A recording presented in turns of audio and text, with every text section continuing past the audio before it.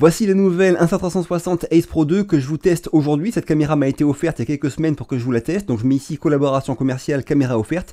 Cette vidéo sera particulière. En fait, comme vous le savez sûrement, quand on reçoit des caméras en test, nous, youtubeurs, avant qu'elles soient officiellement annoncées, eh bien, il arrive qu'elles ne soient pas vraiment finalisées en termes de matériel ou de logiciel. Et moi, dans mes tests de la Ace Pro 2 que j'ai là, j'ai vu différentes choses dans certains modes vidéo qui ne me paraissaient pas normales. Ce que j'ai fait bien sûr remonter de suite à la marque, hein, et dans ces cas-là, ils tentent de résoudre ou de voir si c'est possible de faire des mises à jour pour résoudre ces problèmes-là. Ça n'a pas été le cas pour l'instant, et j'ai aussi bien sûr contacté d'autres créateurs de contenu, comme par exemple l'ami Julien Rabier, qui m'a envoyé différents fichiers vidéo. Sur ces fichiers, j'ai pas vu les soucis que moi j'ai eu sur mon modèle. Je vous mets le lien de la chaîne YouTube et de son test de la Ace Pro 2 en dessous de la vidéo en description, et son compte Instagram bien sûr ici. Merci à toi Julien.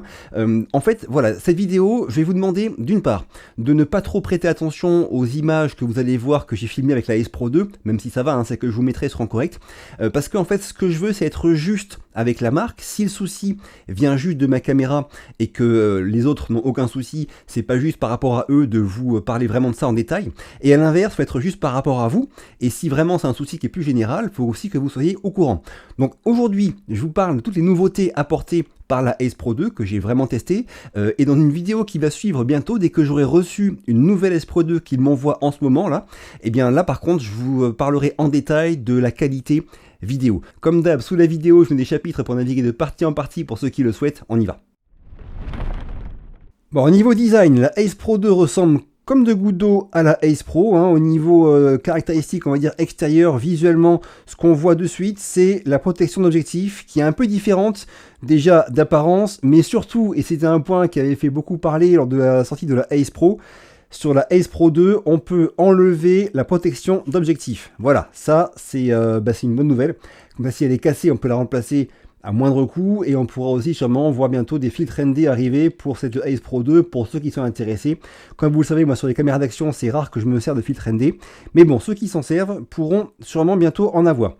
Second point par rapport au design, il est en façade ici. Vous voyez ici, là, il y a une petite protubérance. Ça, en fait, c'est une protection pour le micro qui est là, et qu'on peut changer. Donc dans le pack de base, hein, on retrouve deux petits caches comme ça.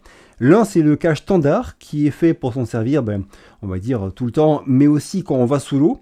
L'autre qui est plus épais et avec des petits points, là, une petite texture granulée sur le dessus. Là. Celui-ci, il est fait pour protéger le micro du vent. Et on le clipse pareil comme l'autre. Ok, alors là, j'ai entre 20 et 30 nœuds de vent qui vient de par là, derrière les caméras. Et on fait un test audio avec la protection anti-vent pour le micro de la Ace Pro 2. C'est un nouvel accessoire qui est fourni avec et qu'on vient clipser sous l'objectif de la Ace Pro 2. Là, le vent vient donc du dos des caméras. Je vais me tourner progressivement pour qu'on puisse comparer un petit peu le son entre la Ace Pro 2, la DJI Action 5 Pro et la GoPro 13 dans une condition avec un vent.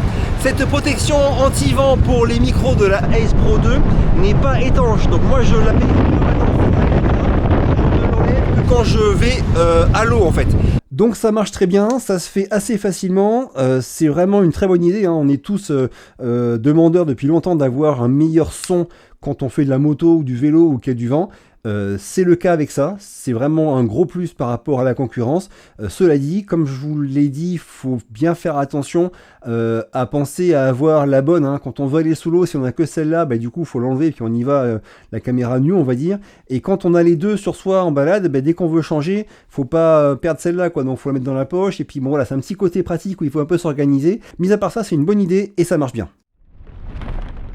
Point suivant, c'est l'étanchéité. La Ace Pro 2 est maintenant étanche à 12 mètres contre 10 pour la Ace Pro, et elle a aussi un mode subaquatique, quoi, donc pour tout ce qui est activité sous-marine. Et quand on met ce mode, ça fait deux choses. D'une part, ça passe l'écran en mode verrouillé, ce qui est indispensable pour aller sous l'eau. Et d'autre part, ça va agir sur l'image pour faire des réglages qui seront plus adaptés aux images sous-marines. Alors j'ai vraiment un temps pourri depuis plusieurs semaines sur la Côte d'Azur, mais j'ai pu aller en mer cet après-midi. Malheureusement, il y avait eu beaucoup de vent et de vagues les jours précédents, donc l'eau était vraiment très trouble. Je suis allé en mer tester le mode vidéo sous-marine. Donc de bol, avec la météo qu'on a eu ces jours-ci, c'est complètement trouble. Donc je sais pas si on verra grand-chose sur mon test. Je retesterai ça avec une mer plus clair, on va dire. Alors j'ai pas pu vraiment comparer de manière sérieuse le rendu de ce mode pour vision sous-marine avec ce que ça ferait sans. Cela dit, bon, en tout cas j'ai pas eu de bug, j'ai pu m'en servir en 4K et en 8K. Et ce qui m'a plu aussi, c'est que même quand on déverrouille l'écran, eh bien, je suis arrivé à manipuler l'écran doigt mouillé. C'est la caméra, je pense, où je suis arrivé le plus facilement à manipuler l'écran et changer les modes avec les doigts mouillés en étant dans l'eau. Hein. Et croyez-moi, j'y passe du temps dans l'eau avec différentes caméras. Donc ça, c'est aussi un bon point. Mais en tout cas, ce mode vision sous-marine, je le retesterai dans des conditions de clarté de l'eau qui seront plus propices à un vrai test, on va dire, objectif. Alors on a aussi un nouvel objectif toujours conçu par Leica sur cette Ace Pro 2 ainsi qu'un nouveau capteur, donc de même taille, 1 sur 1,3 pouces, mais un capteur qui a été modifié par rapport à celui de la Ace Pro et qui propose en théorie 13,5 stops de plage dynamique. Cette combinaison capteur plus objectif offre notamment la possibilité d'avoir une distance de mise au point qui est rapprochée de la caméra par rapport à ce que faisait la Ace Pro. Alors sur la Ace Pro, les chiffres officiels c'est 40 cm. Là, ça passe sur 35-37 cm de distance minimale de mise au point par rapport à la caméra. Alors j'ai fait différents tests, mais c'est vraiment super dur à mesurer.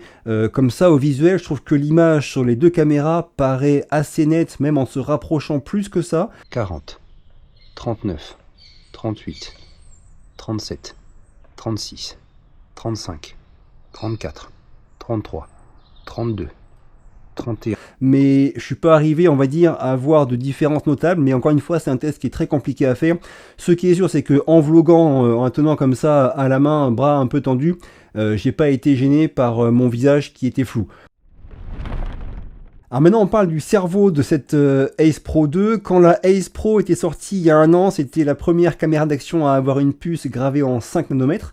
Depuis, la DJI Action 5 Pro est arrivée avec une puce gravée en 4 nanomètres. Sur la Ace Pro 2, on a autre chose. On a une puce gravée en 5 nanomètres et une deuxième puce. C'est la première caméra d'action du monde à avoir deux puces. Il y a une puce, on va dire, qui est la puce classique comme sur la Ace Pro, et une autre puce qui est dédiée à la gestion en temps réel du bruit numérique et au traitement des images en temps réel. Donc cette nouvelle configuration avec deux puces, elle, sur le papier en théorie, elle fait que la Ace Pro 2 est 2 fois plus performante niveau puissance de calcul que la Ace Pro.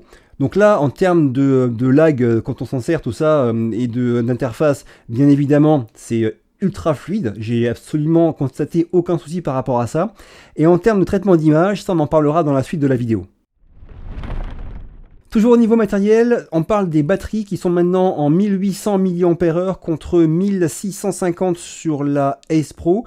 Notez que les batteries de la Ace Pro sont compatibles sur la Ace Pro 2 et vice versa. J'ai fait le test, on a vraiment une compatibilité complète, une rétrocompatibilité complète entre ces deux caméras en termes de batterie. Cette batterie en 1800 mAh, on peut aussi la charger en charge rapide sur la Ace Pro 2 et aussi on a la charge inversée. Donc si on branche sa Ace Pro 2 sur son smartphone, on peut choisir que la Ace Pro 2 charge le smartphone. Alors j'aborderai pas aujourd'hui deux sujets parce que j'en ferai une vidéo dédiée. C'est d'une part tout ce qui est autonomie de la Ace Pro 2 avec la batterie de 1800 mAh que je comparerai avec celle de ses concurrentes et de la Ace Pro, et aussi un test de surchauffe que je ferai dans la même vidéo où je parlerai de la batterie.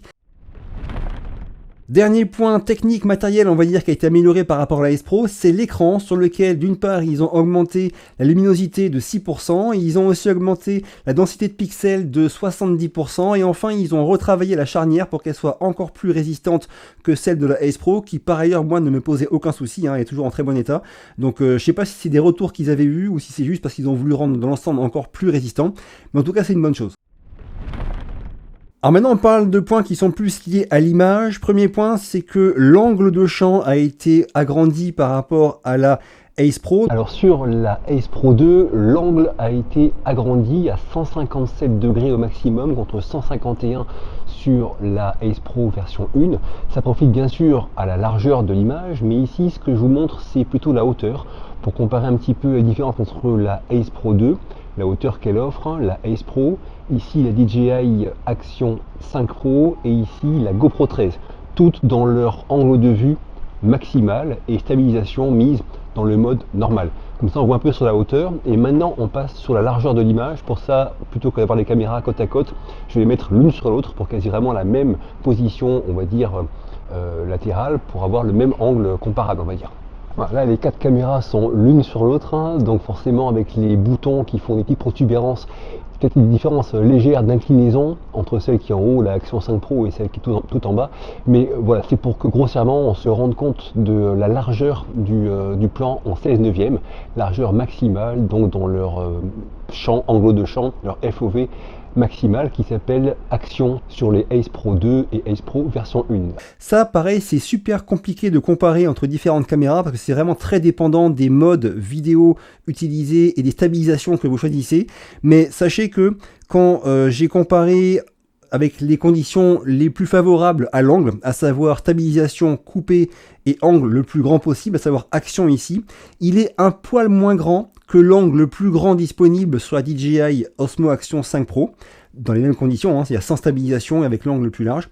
Par contre, il est plus large que celui de la Ace Pro et plus large que celui de la GoPro 13, quand je compare encore une fois sans stabilisation et dans l'angle le plus large. Maintenant, après, dès qu'on met une stabilisation ou qu'on, forcément, ça va agir sur l'angle et là, c'est compliqué à comparer. Mais en tout cas, cet angle, il est vraiment large, tant en largeur que en hauteur.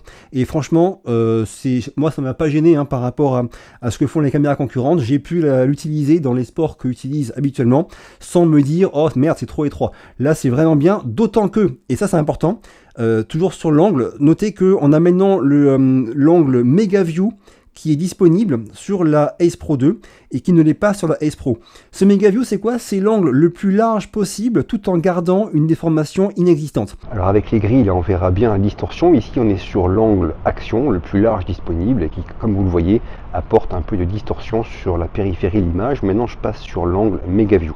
Ah, là, on est sur l'angle Mega View maintenant, qui est donc un peu moins large, hein, comme on le voit, que l'angle Action, mais qui par contre est vraiment sans distorsion. Hein. Les barreaux qui sont à l'extérieur de l'image, là, tout à fait à droite et tout à fait à gauche, qui sont bien rectilignes. Alors pour comparaison, je vous mets ici l'angle Ultra, dont dispose aussi la Ace Pro version 1.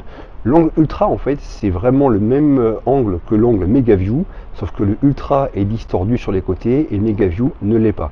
Donc vous voyez que cet angle Mega View, il apporte vraiment un plus parce qu'on peut avoir un angle aussi grand que le Ultra mais sans distorsion. Et si on veut le maximum de l'angle disponible, on passe sur l'angle Action. Donc moi concrètement j'utilise quasiment tout le temps le Mega View, sauf quand vraiment il me faut un super grand angle, là je prends le Action. Mais le Mega View il est déjà super large et il n'y a pas de distorsion de l'image. Et ça, aucune caméra concurrente ne le propose. C'est-à-dire que si vraiment vous voulez un super grand angle chez DJI ou chez GoPro, vous aurez forcément une distorsion. Le Mega View sur la Ace Pro 2, on n'a pas de distorsion et c'est vraiment super large. C'est un très bon point qu'il soit disponible sur cette caméra. Point suivant, la 8K. Vous le savez, la Ace Pro faisait de la 8K uniquement en 24 images par seconde. La Ace Pro 2 fait de la 8K en 24, 25 et 30 images par seconde. C'est une bonne chose. Hein. Déjà, moi qui exporte mes vidéos tout le temps en 25 images par seconde, ce qui est la norme en Europe, avoir de la 8K 25 pour moi, c'est pratique. Et du 30, ça me permet de ralentir aussi un petit peu mes clips en 8K. Alors quand la Ace Pro est sortie, son argument, on va dire, de vente phare, c'était sa capacité à faire des images sympas de nuit avec son mode pure vidéo. Ce mode pure vidéo, bien sûr, est toujours présent sur la Ace Pro 2 et il est amélioré avec cette deuxième puce dédiée au traitement du bruit en temps réel et à la gestion de l'image, quoi. Donc le mode pure vidéo sur la Ace Pro 2, il est disponible jusqu'en 60 images par seconde. Alors c'était limité à beaucoup moins que ça sur la Ace Pro. Là on a du 24, 25, 30, 60 images par seconde pour le mode pure vidéo. Bon, c'est parti pour le test du mode de nuit de la Ace Pro 2. Donc le nouveau pure vidéo dispo jusqu'en 60 images par seconde. Là je suis en 25. Et la comparaison avec le mode Super Night de la Osmo Action 5 Pro. Et en bas, la GoPro 13 qui n'a pas de mode de nuit et qui a un plus petit capteur. Donc il n'y a pas photo. Hein. Là, j'ai mis les ISO automatiques sur la GoPro. Je la laisse faire. Mais je pense que la comparaison, elle est assez parlante. Un GoPro, ils sont dans la rue là-dessus, ça on le sait. Je vais un petit peu trottiner, voir comment se passe la stabilisation sur la Ace Pro 2 ainsi que la Osmo Action 5 Pro. Voilà, je remarche. C'est fou, sur l'écran de la Ace Pro 2, je vois comme s'il faisait jour. C'est impressionnant. Bon, après on verra comment ça se passe quand je regarderai les vidéos. Là, je vais passer sous un arbre. Bon, vous avez vu, hein, les lampadaires sont allumés, il fait quasiment nuit. Je pense que c'est un test qui, on va dire, significatif pour voir comment se comportent ces caméras. Alors, utiliser du 50 images par seconde ou 60 de nuit, ce serait vraiment pas un gros avantage parce que quand il fait nuit, il faut peu d'images par seconde pour arriver à avoir pas mal de lumière. Mais bon, ceux qui en auront besoin, j'ai testé et le rendu, il est pas mal du tout. Là, il fait quasiment nuit, je suis en 4K 50 encore sur la Ace Pro 2. Ce qui m'intéresse, c'est la stabilisation et le bruit numérique. Alors la Ace Pro 2, elle a une puce intégrée dédiée à la gestion du bruit. Donc elle a deux puces, c'est la seule caméra d'action du monde à avoir deux puces embarquées, quoi. Une pour tout ce qui est classique, on va dire, et une pour tout ce qui est réduction du bruit et traitement de l'image en temps réel. Alors jusqu'à il y a environ 2-3 ans, les images de nuit, ou quand il faisait quasiment nuit avec des caméras d'action, on avait 3 soucis. Elles étaient super sombres, elles étaient pleines de bruit numérique, et il y avait une stabilisation qui était catastrophique. L'arrière-plan, il tremblait dans tous les sens, c'était vraiment très compliqué à exploiter. Maintenant, ça a vraiment beaucoup progressé. On a vu la Ace Pro arriver avec ce mode pure vidéo qui améliorait vraiment beaucoup le bruit et puis la gestion des lumières au premier plan et à l'arrière-plan. Mais au niveau stabilisation à l'arrière-plan, ça dansait quand même un petit peu. Puis la DJI Osmo Action 5 Pro est arrivée, qui a fait quasiment aussi bien que la Ace Pro. Et maintenant, la Ace Pro 2, eh bien, elle a encore monté le niveau avec, il n'y a pas de bruit, il y a vraiment zéro bruit dans l'image. Et au niveau stabilisation à l'arrière-plan, c'est vraiment pas mal du tout, quoi. Forcément, des fois, on voit de légers trucs qui dansent un petit peu, mais ça reste tout à fait exploitable. Et de toute façon, quand on filme de nuit, le rendu ne pourra pas être nickel, même avec un boîtier à 6 000 €, c'est vraiment très compliqué. Donc arriver à ce rendu-là, sur une caméra d'action, avec une image stabilisée en plus, c'est vraiment, vraiment bluffant. Alors GoPro, sur la 13, ils ont fait le choix de proposer une image très sombre, pour pouvoir se concentrer un petit peu sur la stabilisation. Donc chez GoPro, ce qui est intéressant, c'est que sur la 13, par exemple, l'arrière-plan, il danse pas comme ça le faisait avant. La stabilisation, elle est beaucoup mieux gérée que ça le faisait à une époque. Par contre, c'est au prix d'une image qui est vraiment sombre, avec un bruit numérique qui est présent dans les ombres. Donc on est très très loin de ce que font la Action 5 Pro et la Ace Pro 2 ou la Ace Pro. Mais bon, voilà, il n'y a pas de secret. Ils ont un petit capteur et une technologie aussi en termes de puces et de hardware qui est vraiment encore vieillotte par rapport à ce que proposent ces deux marques chinoises. Donc peut-être qu'ils vont se bouger un petit peu un jour, mais en tout cas aujourd'hui, il n'y a pas photo. Ceux qui filment régulièrement de nuit avec une caméra d'action et qui veut une caméra stabilisée numériquement, eh bien c'est la Ace Pro 2 qui est très largement au-dessus de tout ce qui se fait sur le marché des caméras d'action aujourd'hui. Il y a un point qui est hyper important aussi quand on filme et qui fait sombre ou nuit, c'est que les caméras d'action ont tendance à rehausser un petit peu les lumières, puis à traiter le bruit pour celles qui le peuvent. Mais le problème, c'est que les lumières hautes, quand on a vraiment des lampadaires ou des sources de lumière, du coup, elles sont complètement saturées, complètement cramées, quoi. Ça explose complètement. Ça, c'est aussi un petit peu de la magie de la Ace Pro 2, c'est qu'elle arrive à bien rehausser les basses lumières, à enlever le bruit, à gérer la stabilisation, mais pour autant, les hautes lumières sont très très propres, même sur la scène que je vous montre dans l'église. Regardez les lumières dans l'église là, elles sont nickel, alors qu'à côté, la GoPro ou la Action 5 Pro nous propose une lumière, des lampes quoi, qui sont complètement cramées. Ça c'est aussi un point qui est hyper important. Vous serez dans une scène qui sera peu éclairée ou de nuit, eh bien les rares hautes lumières qu'il y aura ne seront pas cramées, elles seront vraiment bien gérées, tout en ayant des basses lumières qui seront propres. C'est vraiment de la magie. Le point suivant, c'est le maintien de l'horizon. Cette Ace Pro 2, contrairement à la Ace Pro, offre un maintien d'horizon complet, quand on tourne la caméra comme ça à 360 degrés, eh bien on pourra avoir un maintien de l'horizon droit et ce en filmant en 4K. C'est comme ce que fait la GoPro, et ces deux caméras quand elles font ça, elles ont besoin de resserrer un peu dans l'image, donc on n'aura pas un angle super large, mais il sera assez large pour vlogger par exemple, alors que la DJI Osmo Action 5 Pro, elle ne le fait qu'en 2,7K, mais elle le fait aussi. Bref, c'est un bon point d'avoir ce maintien d'horizon total sur la Ace Pro 2 que n'avait pas la Ace Pro. La photographie, ça passe maintenant en 50 mégapixels sur la Ace Pro 2. J'ai fait différents tests. Alors moi, je suis pas un gros fan de photos avec des caméras d'action, mais en tout cas, de ce que j'ai vu, il n'y a aucun souci par rapport aux photos de la Ace Pro 2. C'est des photos qui sont tout à fait sympas pour des caméras d'action. Dernier point sur l'image, ce sont les ralentis. Cette Ace Pro 2 monte en 4K jusqu'à 120 images par seconde. Et dans ce 4K 120, je trouve que le rendu est meilleur que celui de la GoPro 13. Et il est équivalent à ce que fait l'Osmo Action 5 Pro par exemple. Après forcément il y a aussi du 1080p en 240 images par seconde. Mais là l'image se dégrade, c'est normal comme les concurrentes. En tout cas ce 4K 120, ça restera le ralenti on va dire standard que j'utiliserai quand je voudrais faire un gros ralenti. Avant de conclure, différents petits points. On a un accessoire qui marche sur la Ace Pro 2 et sur la Ace Pro qui est très très pratique, qui vient se clipser en dessous comme ça sur les fixations aimantées et qui permet d'accrocher une perche à selfie soit comme d'hab en bas, soit sur le côté comme ça. Et ça, moi, ça m'a beaucoup servi parce que j'aime bien avec une perche à selfie des fois l'accrocher sur le côté la caméra pour avoir une image en 16/9 sans avoir la perche en plein milieu. Et bien sûr, ceux qui veulent s'en servir en vertical avec ce petit support sur le côté pour en le faire plus facilement. Bref, cet accessoire en L, je l'ai beaucoup apprécié et utilisé dans mes différents tests. L'autre point, c'est que la Ace Pro 2 propose maintenant les timecodes. Ceux qui auront plusieurs Ace Pro 2 pourront les synchroniser pour qu'elles aient les timecodes qui soient au même moment pour après au montage vidéo que ce soit plus simple. Il y a aussi un nouveau mode dashcam sur la Ace Pro 2 qui pourra en intéresser pas mal d'entre vous, je pense. Il y a aussi le préenregistrement qui a été augmenté en termes de durée. Maintenant, il passe à 120 secondes, ce préenregistrement. Ça permet quand on appuie sur le bouton déclencheur pour enregistrer, et bien ça aura déjà enregistré les 120 secondes d'avant. Et enfin, la compatibilité avec les casques a été aussi augmentée. Il y a des casques, bien sûr, de moto, différentes marques de casques intercom de moto qui sont compatibles avec la Ace Pro 2. Et comme vous l'avez vu dans la vidéo, les DJI Mic 2 sont compatibles en Bluetooth directement avec la Ace Pro 2.